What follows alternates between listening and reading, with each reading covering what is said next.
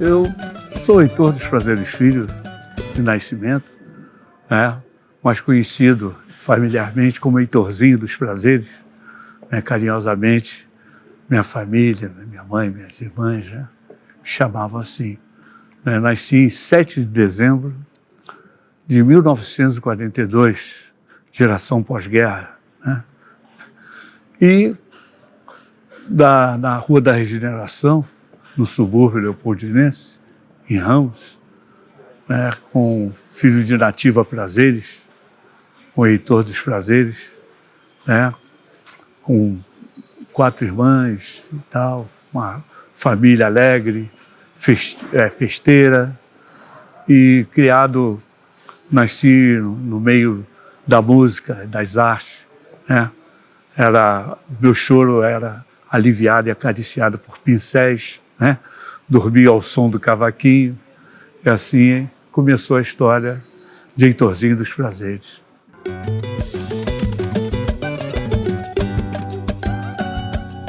Nasci no Rio de Janeiro, no bairro de Ramos, né? E, conforme disse, no ano de 1942, no 7 de dezembro.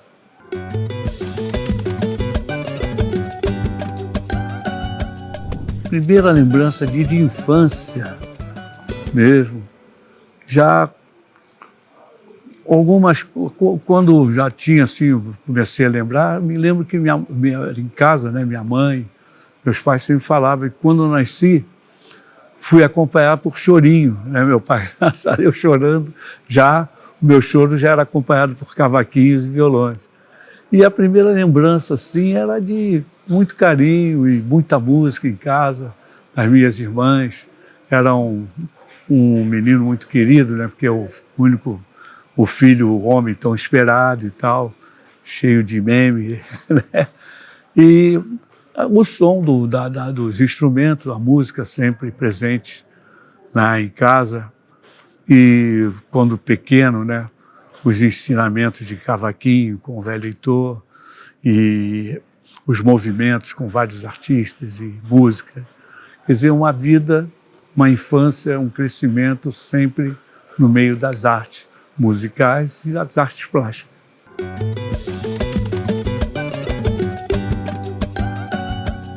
Ele era, assim, um pai muito presente e, como, assim, em casa ele gostava muito dos trabalhos caseiros, assim, gostava de cozinhar, de costurar, fazia os brinquedos para as crianças e tal.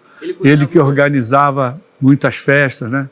Ele gostava de cozinhar, fazia feijão, era bom na feijoada, de pratos assim, angus, esses pratos, né, de origem baiana e tal, né? Ele cozinhava muito bem, ele e minha mãe, né? Cozinhavam bem e tal, era festeiro. A casa estava sempre cheio de pessoas, meus primos, os vizinhos. Era uma casa muito alegre, sempre em festa, né? Você lembra a comida predileta dele? Aí ele era bom de garfo, né? Gostava muito de uma feijoada, gostava de cozinhar, fazer feijão e tal. Acho que uma das prediletas dele era a feijoada, que ele gostava muito de fazer, inclusive.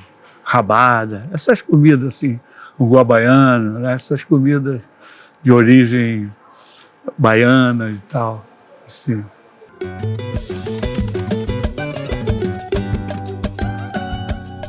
Era uma alegria só, muitos artistas, né? Porque ele trabalhava nos cassinos e nas noites, né, das rádios que estavam surgindo na época, nos circos, né, que antigamente, essa década de 40, quando eu vim, né, quando eu cheguei no planeta e tal, tinha muitos shows de cassinos e teatros, né, cinemas, né.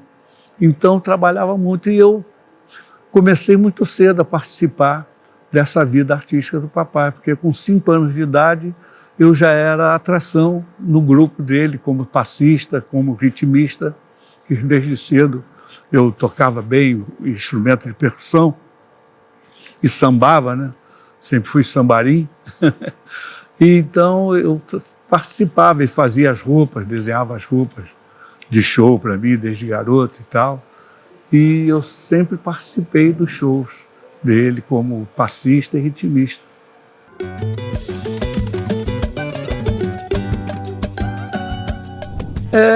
Porque era um movimento de música em casa, sabe, dar um instrumento na mão de uma criança, na mão da outra e tudo, e a gente, naquele anfã, como diria, né? Então vai de curiosidade, fazendo, batucando, aí outro vai corrigindo e tal, e com um garoto assim de 4, 5 anos já estava no ritmo certo, fazia o ritmo certo de um surdinho, de um tamborim. Sempre fui muito bom de tamborim quando pequeno e tal.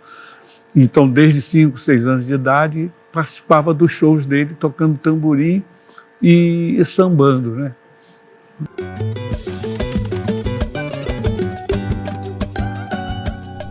Heitor Prazeres é o seguinte, é um dos fundadores da escola de samba, mas ele nunca foi assim muito de frequentar, de desfilar. E só no início, quando ele fundou e tal, aquele negócio de criar levar o estandarte para a escola de samba, para desdobrar o estandarte em bandeira e tal. E a criação veio participar da criação do mestre-sala e porta-bandeira.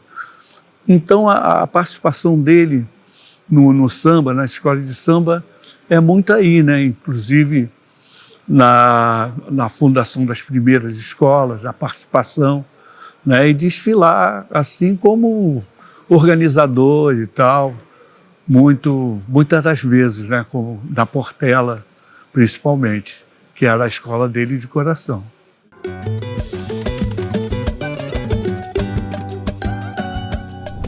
Ele frequentava lá em casa, mas assim, que morreu cedo também, eu era muito criança ainda, Paulo da Portela, né? Eles fundaram a escola de samba.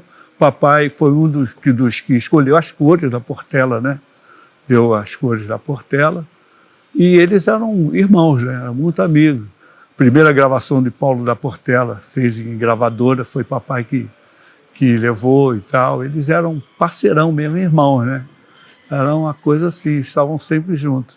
Me lembro pequeno dele, que ele faleceu, ainda era muito criança também, né? Quando o Paulo faleceu. Eu era a atração, né, do grupo em Todos os Prazeres de Sua Gente. Eu, desde 5 anos de idade e tal, ele mandava costurar minhas roupas e tal, desenhava minhas camisas, paletós igual dele e tal. E eu era o passista, era a atração, sambava, tocava tamborim, eu sambarim, né? Muito legal.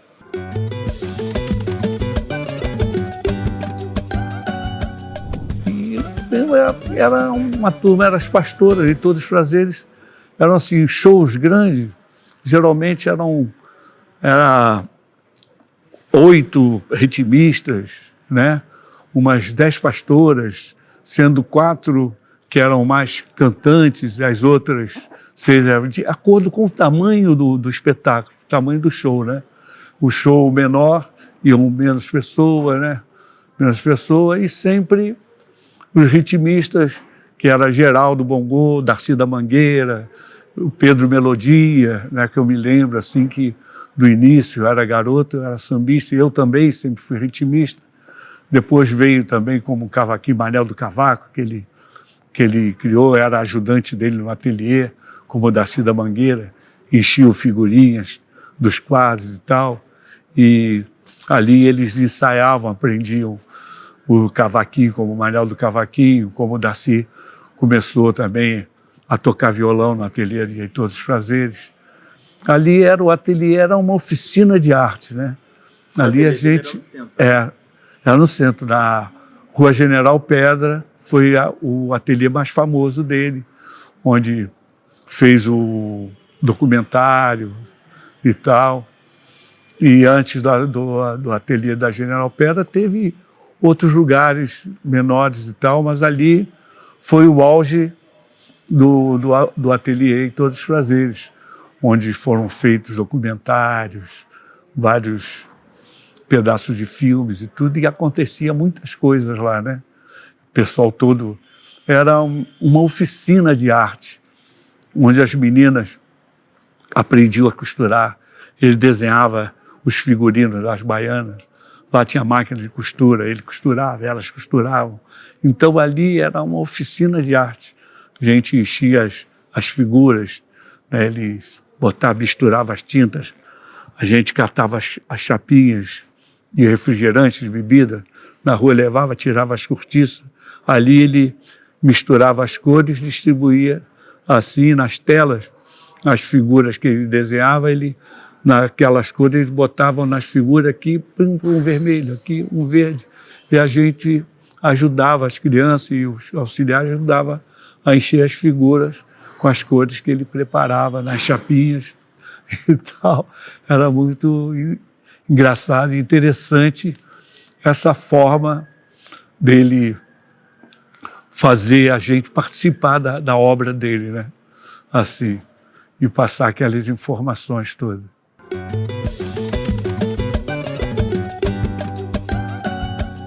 O papai sempre foi rodeado de crianças, né? Lá em casa mesmo, na Rua da Regeneração, quando a gente morava, que ele era muito festeiro, dava as festas juninas, que era aniversário da minha mãe, fazia aniversário dia de São João, né, minha mãe.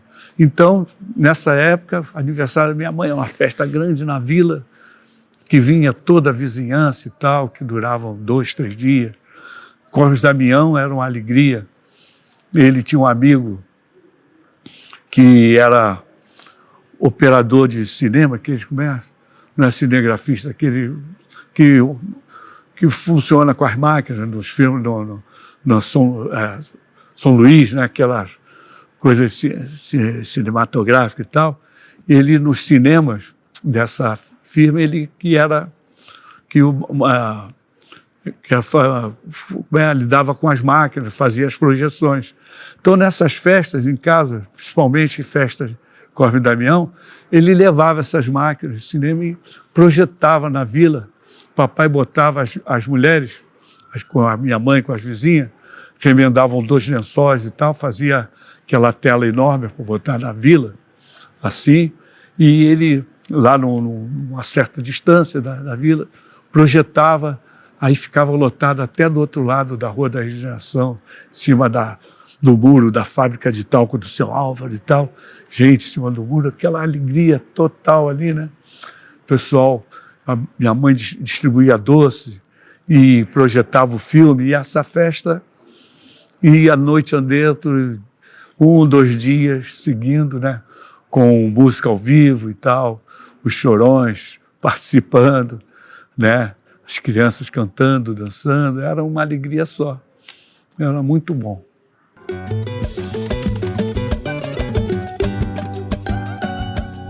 Ele gostava de cinema e participou dos primeiros negócios, produções cinematográficas e tal. Ele participou de muitas delas, inclusive tinha os amigos dele, que eram cinegrafistas, né, que frequentavam lá em casa e tal.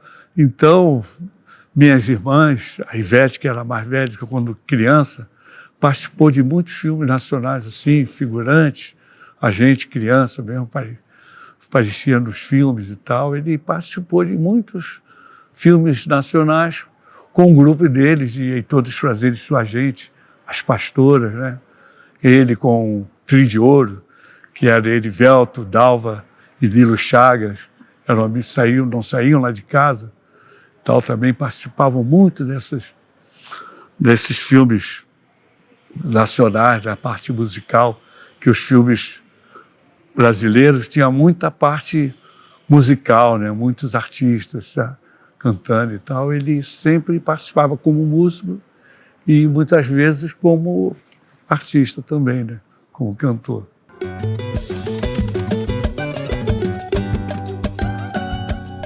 Os avós dele eram baianos, né? dos pais cariocas, né? Da Praça 11, a família toda ali do centro.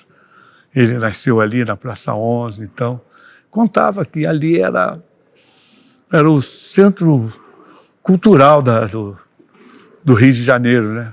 Praça 11, onde tinha as reuniões de escolas de samba, ali na Balança, onde reuniam para os desfiles e tal. Ele conta dessa época como uma época assim romântica, né? Um romantismo incrível, de não era aquela disputa, aquele concurso muito... Era uma coisa mais espontânea, né?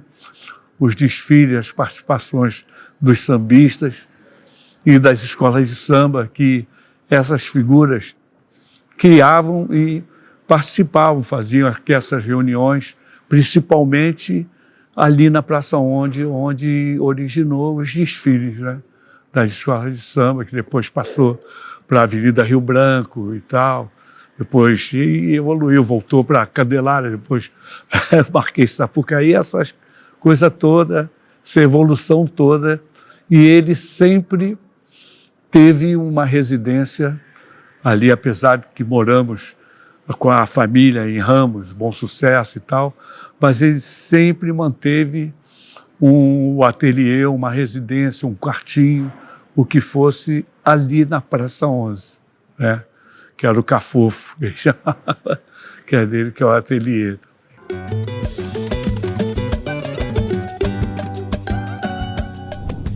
Ele é do tempo dos ranchos, né? Porque os ranchos que originaram as escolas de samba.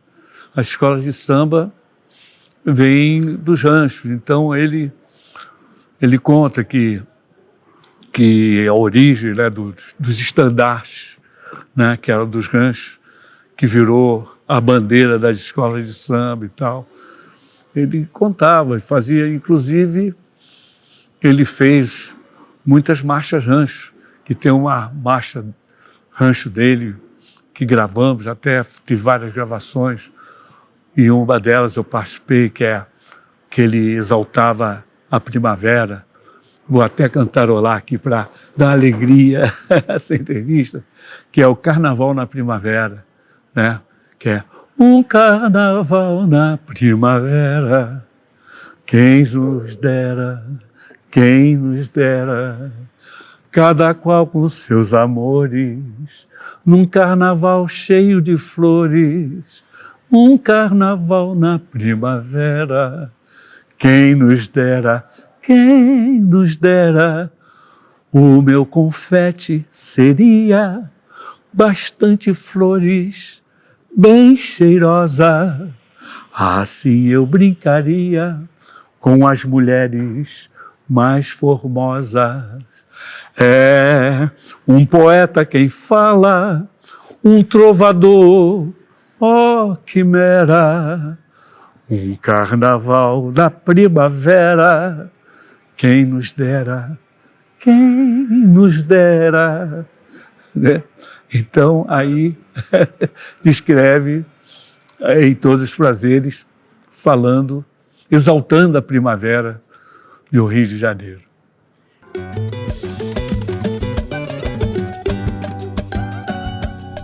Hilário Jovino Ferreira, a importância dele é que ele perdeu um pai muito cedo, ele tinha 5 anos de idade, quando Eduardo Alexandre, né? Que inclusive em homenagem ao meu avô, nomeei meu filho também aqui presente, Eduardo Alexandre, em homenagem ao pai de Todos os Prazeres. E ele vem de Eduardo, que era uma família de baianos, né? A origem dele, que era filho, Eduardo Alexandre era filho de baianos, né? Então a origem baiana do papai vem daí, dos avós, né?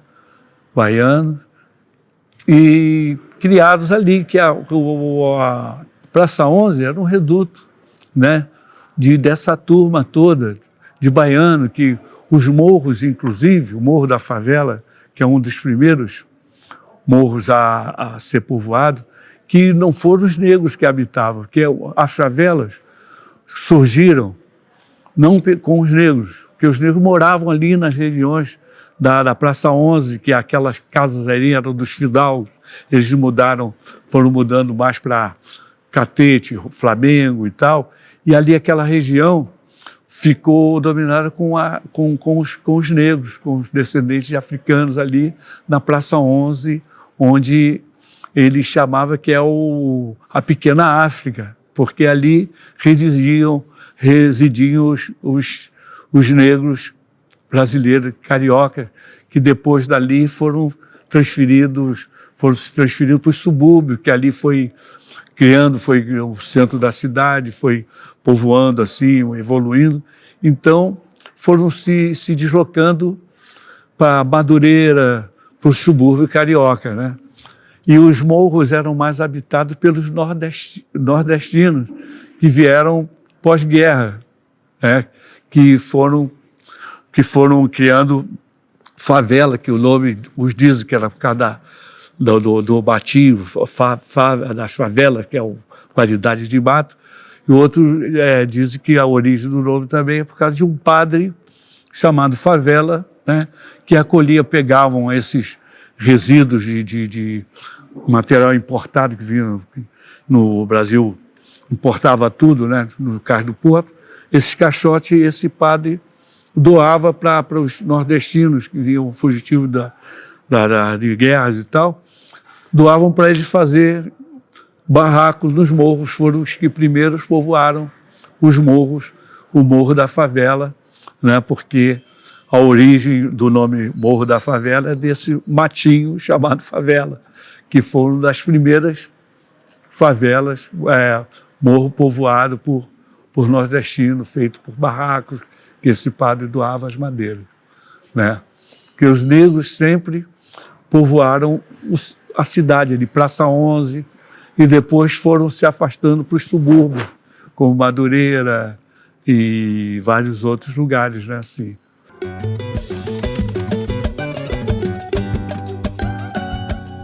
Nessa época, todos os negros da época, né, tinham eram as origens africanas, então a religiosidade vinha daí, dessas raízes africanas. Então, era muito cultuado o espiritismo, né? Como os candomblés, umbanda, né? O culto era muito comum entre as famílias, né? de origem africana e tal. Esse culto era bem assim, efetivado assim, entre os negros, né? E depois veio que chamam a união de religiões, assim, o sincretismo, né? Essa coisa toda, que com a religião católica e tal, veio o sincretismo religioso com umbandas e tal, mas era muito cultuado o candomblés entre as famílias negras, né? Então ele veio dessa origem, a raiz do candomblé, das famílias sempre cultuavam, né? Sempre tinha um pai de santo na família, né? Que fazia, que benzia, que orava, que rezava. A família toda tinha um terreiro onde frequentavam todos. E depois veio esse negócio, a união do catolicismo, muito as missas, a religiosidade católica, né? E veio essa concretismo aí, essa união do candomblé com o catolicismo que gerou umbanda, etc. E a gente foi criado nesse sincretismo todo, nessa reunião de religiões toda, né? Eu frequentei essas coisas todas, candomblé, umbanda, fiz catecismo, aula de catecismo, né?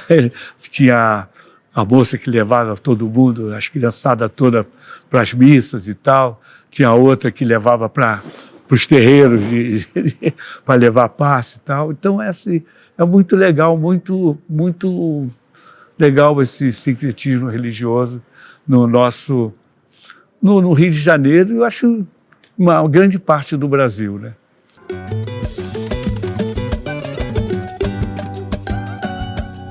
Bom, eu posso falar o que ele contava, que é uma coisa que eu não vivi, mas ouvi muito ele falar, contava as histórias.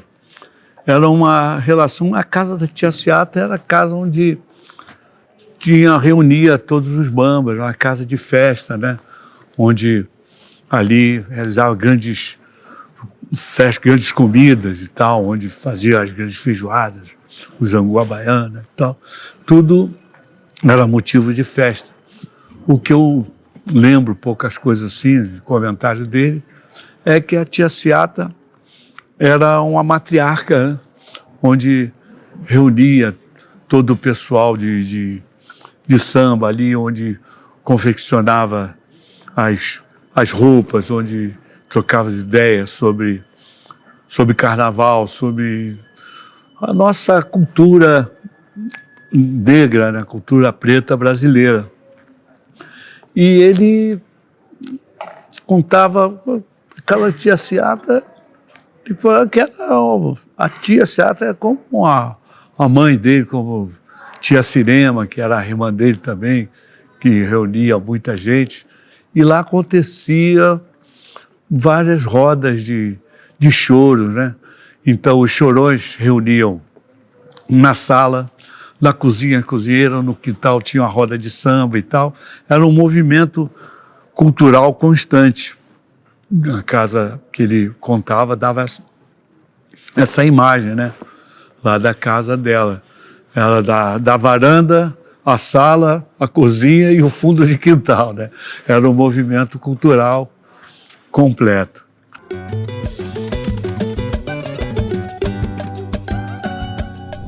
Ele chegou, né? A família dele toda dessa religião, né? Do candomblé. Ele chegou, inclusive, ir para a Bahia e tal, né? Não sei se Itaparica, assim, tem uma história que conta que ele era muito de falar da religião, era de praticar, né? E de realizar as coisas dele sempre de uma maneira bem contida, assim, né? Que ele respeitava todas as religiões, né?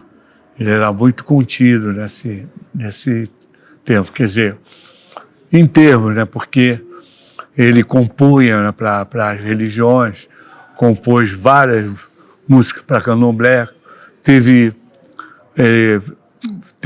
disco, fez um long play só de músicas de macumbas e candomblés, fez um long e fez um 10 em compacto, e fez compacto, 78 rotação, 10 polegadas, 12 polegadas, toda essa sequência de disco, né, essa discografia toda, ele fez com músicas sacras e músicas profanas, né?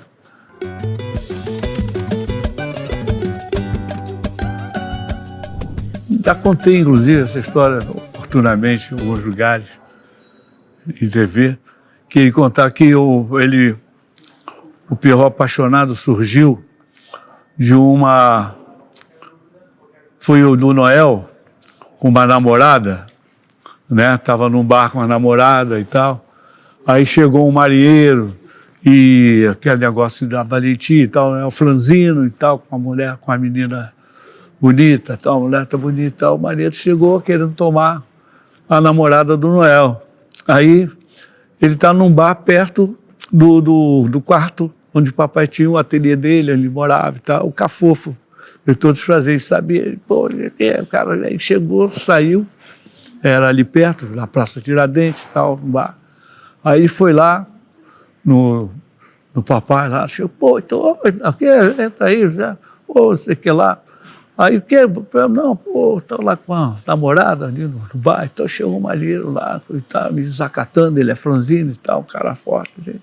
Aí, vamos lá, tá, resolver isso. Aí desceu, foi lá, deu lá um passa fora lá no marinheiro e tal, botei para correr e tal, que era capoeira e tal, cheio de giga, malandro, sabia das malandragens das brigas de rua e tal, aquelas lanças, tudo, apesar de sempre ter sido um homem pacato, né, da dele, né, nunca foi um homem de confusão, mas sabia se defender muito bem e os amigos também.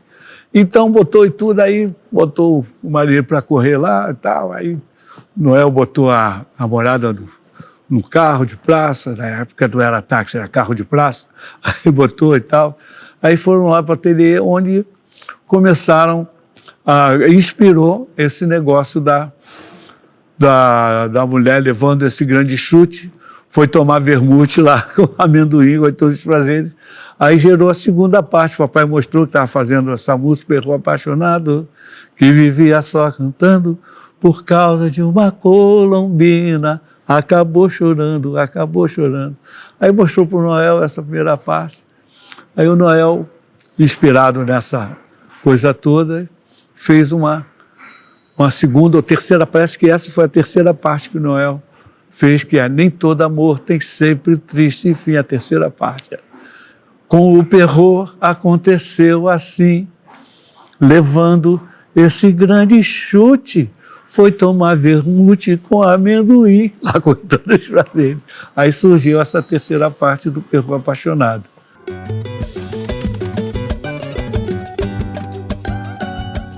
Ele participou muito do carnaval daquela década de 40, 30, 40 e tal.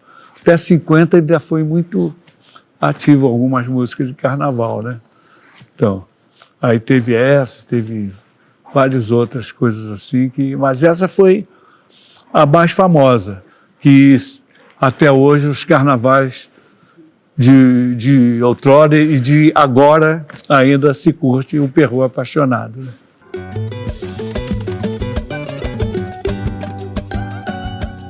Bom, eu lembro das histórias da Festa da Penha, que fomos criança da Festa da Penha, a gente ia para lá, que ele fazia os shows na Festa da Penha, então a gente fazia piquenique, era uma festa muito alegre, nas escadas lá em cima era a festa religiosa e tal, e lá embaixo tinha um palco, né, grande, e as famílias faziam um piquenique, levavam comidas e tal, estendia aquela toalha de mesa, a mesa posta no chão, assim, né, debaixo das árvores, com aquelas iguarias e tal, e aqueles piqueniques, e o palco rolava o show com os artistas, vários artistas, né, da Rádio Marique Veiga, Rádio Nacional, acho que tinha o elenco, né, de artistas, de músicos, né, na época, eram essas rádios. A maior, que tinha um elenco maior, era a Rádio Nacional, que era uma empresa que tinha, na época, mais de 400 funcionários, 480 funcionários, sendo 200 e poucos músicos, né? 3 orquestras, uma sinfônica, a maior rádio na história da rádio mundial, que vieram, inclusive, pessoas, rádios do exterior, da Inglaterra, dos Estados Unidos, para estudar a Rádio Nacional, para saber como é que foi feita aquela potência e tal, né? É uma coisa incrível, onde eu trabalhei desde garoto, desde 14 anos de idade até 66, quando fomos saídos de lá pelo movimento político e tal, aquela história toda, né? Então, papai trabalhava lá desde a fundação, né, da escola, da Rádio Nacional, desde a década de 30, final da década de 30. E eu trabalhei lá de 58 até a Revolução 66, né, quando começou a desmoronar a Rádio Nacional e tal, acabaram os elencos todos lá.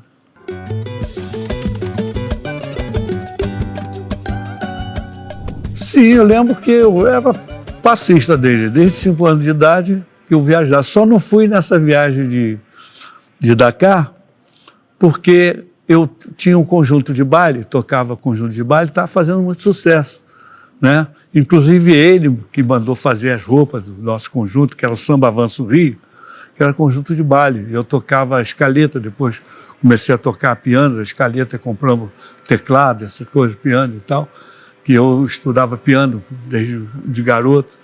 Então, ele viajou, era para mim viajar com ele. Eu disse, pô, pai, nós estamos cheios de baile, cheios de shows para fazer e tal. Aí eu não fui nessa viagem por causa desse conjunto Samba Avanço Rio, que estava com muito trabalho de bailes e shows e tal. Eu não fui com ele nessa viagem. Mas foi muito legal. Eu até senti, pô, devia ter ido. Mas foi bom também que eu desenvolvi meu lado dos músicos e tal, do conjunto, estava gravando LP nessa época com o grupo, mas foi muito legal, eles viajaram, fizeram muito sucesso, foi uma coisa muito bonita essa viagem lá. Ele contou como é que foi lá, se ele se apresentou, fechou? Fechou, foi uma recepção muito boa, né? Inclusive, ele foi como músico, né? Acabou sendo atração, inclusive na embaixada, lá teve uma festa na embaixada, aí ele atacou de artista, de artesão e pintor, aí mandou a embaixada comprar uns compensados enormes, essas coisas todas, fez uma escultura grande das figuras dele, para decorou a entrada da embaixada toda com os bonecos de Todos os Prazeres, decorou toda a embaixada, foi um maior sucesso. Ele foi como músico e acabou voltando como um artista de sucesso lá nessa viagem, sendo um dos artistas muito louvado lá nessa viagem de Senegal.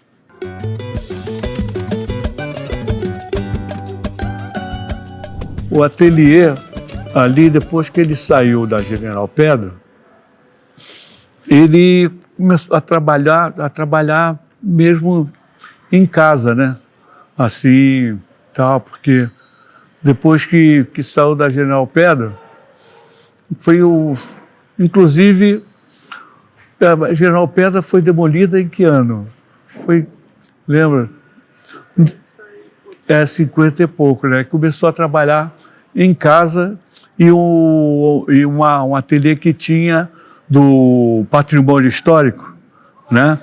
No setor do patrimônio histórico, que ele é funcionário do patrimônio histórico, que era na Avenida Xuxo, no 8º andar, uma sala do patrimônio histórico, que ele e um dos diretores do patrimônio histórico, que era o grande pintor também, que agora está me fugindo o nome, que eles trabalhavam lá na Avenida Xuxa, que eles...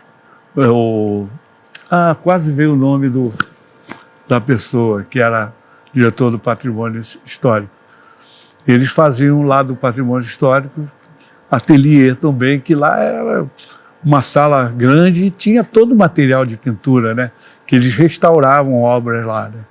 Então, isso aí, quando não tinha obra para restaurar, eles desenvolviam os trabalhos dele. Edson Mota, né? Que era o diretor do patrimônio histórico. Mais uma coisa, restaurador. Restaurador.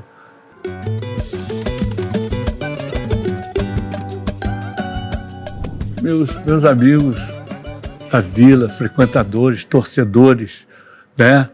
O pessoal que desfila na escola, que tem ela no coração. E, poxa, agora também acabou de entrar no meu coração a vila com essa lembrança, com essa homenagem, que nós da família nos orgulhamos e achamos também, como fã de Heitor Prazeres, uma homenagem justa, né? Que esperamos que todos vocês também curtam, porque vão se aproximar mais da história de Heitor Prazeres, né? Vão saber muitas coisas que talvez vocês desconheçam através desses grandes, dessa grande ala de compositores, desses grandes carnavalescos que compõem a escola. Vocês vão conhecer mais um pouco desse grande artista que eu me orgulho de ser filho, que é Heitor dos Prazeres. Salve Heitor dos Prazeres!